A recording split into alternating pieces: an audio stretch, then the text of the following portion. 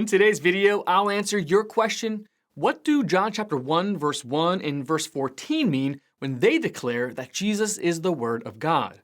Then afterward, as always, I'll share some helpful resources, so stick around until the end.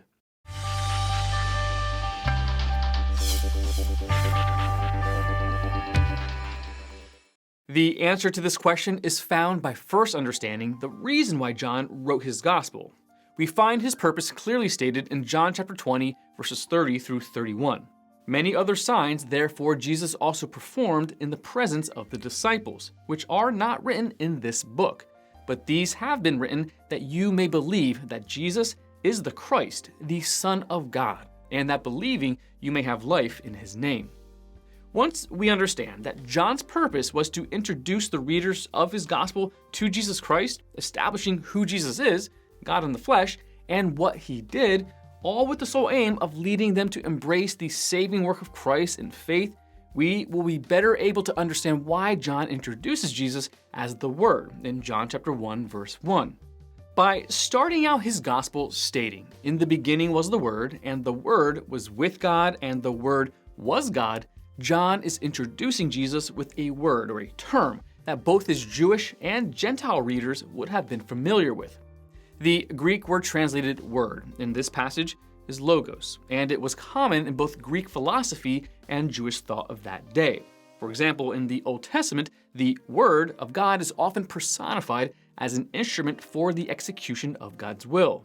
So, for his Jewish readers, by introducing Jesus as the Word, John is, in a sense, pointing them back to the Old Testament, where the Logos, or Word of God, is associated with the personification of God's revelation. And in Greek philosophy, the term Logos was used to describe the intermediate agency by which God created material things and communicated with them.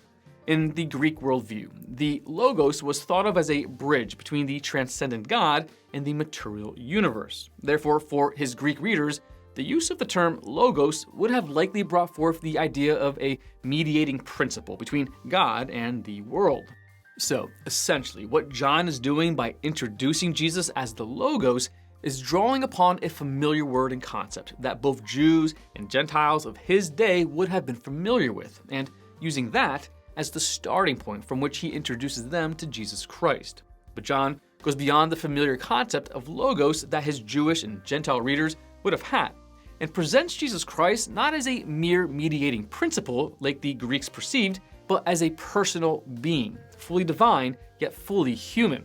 Also, Christ was not simply a personification of God's revelation as the Jews thought, but was indeed God's perfect revelation of himself in the flesh. So much so that John would record Jesus' own words to Philip.